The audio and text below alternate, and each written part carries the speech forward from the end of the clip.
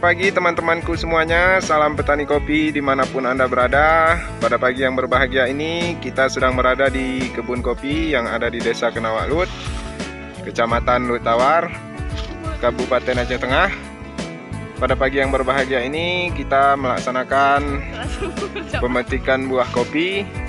Sebelum kita melakukan pemetikan buah kopi, ada baiknya sesuai dengan janji saya di video sebelumnya, maka saya akan mereview satu jenis pohon kopi varietas Gayo 2 atau yang kita kenal dengan sebutan kopi Bourbon. Nah, cobalah lihat teman-teman, tahun ini adalah tahun pertama kopi ini berproduksi dan sudah ada 1-2 buah yang mulai keluar dari dompolnya dan ada juga yang sudah merah. Saya melakukan penanaman tepat di akhir tahun 2019 dan saat ini kurang lebih umurnya sekitar 4 tahun.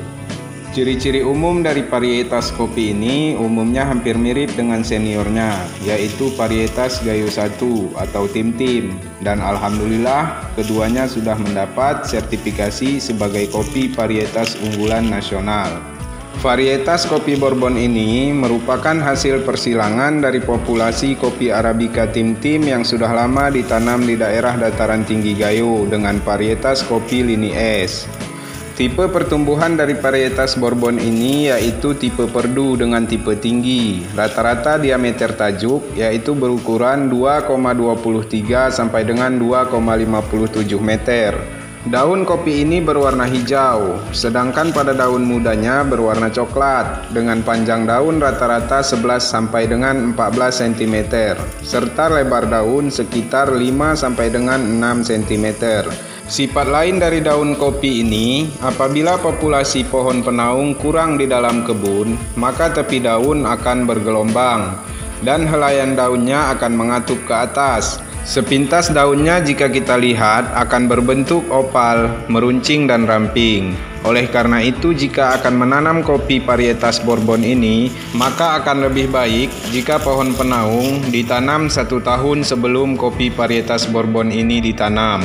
Kopi ini berbunga seperti kopi Arabica pada umumnya. Masa pembungaan terjadi secara terus-menerus sepanjang tahun, mengikuti sebaran hujan, dan akan berhenti saat akhir daripada musim kemarau, yaitu pada bulan Agustus. Buah dari kopi Bourbon ini berwarna hijau bersih, berukuran 1,55 sampai dengan 1,67 cm. Sedangkan ukuran lebar dari buahnya yaitu 1,15 sampai dengan 1,20 cm. Buah pada saat masak akan berwarna merah cerah dengan bentuk bulat opal. Saat masak, ukuran buah akan bertambah dengan ukuran rata-rata 1,73 sampai dengan 1,78 cm. Dengan lebar buah berukuran 1,25 sampai dengan 1,60 cm. Untuk potensi produksi, varietas kopi Bourbon ini akan memiliki potensi produksi rata-rata mencapai 9 kuintal sampai dengan 1,1 ton biji kopi per hektarnya.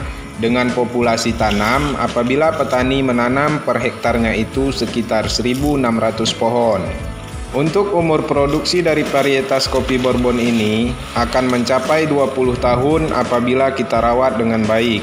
Kopi varietas ini juga tahan terhadap penyakit karat daun, nematoda, dan hama penggerek pada buah.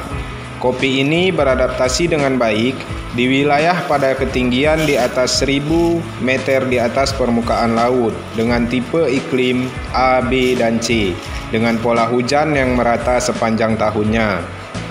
Oke, baiklah teman-teman, itulah sepintas mengenai kopi varietas Bourbon ini.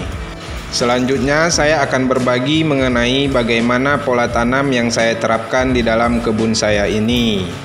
Pola tanam yang saya terapkan di kebun ini yaitu dengan jarak 3 meter dikali 2,75 meter. Hal tersebut dikarenakan varietas kopi Bourbon ini saya tanami di lahan yang sedikit agak miring. Dan populasi dari pohon naungan juga saya tanami sedikit lebih rapat. Seiring dengan berjalannya waktu, pohon penaung di kebun ini juga nanti akan saya kurangi secara bertahap. apabila akar dari pohon kopi ini sudah tumbuh dan mencengkeram tanah dengan sangat baik. Perlu teman-teman ketahui, lahan kopi ini adalah lahan bekas hutan produksi. Awalnya lahan ini ditumbuhi oleh beberapa jenis pohon-pohon besar. Setelah ditebang, lahan ini hanya ditunggui selama setahun dan langsung ditanami kopi.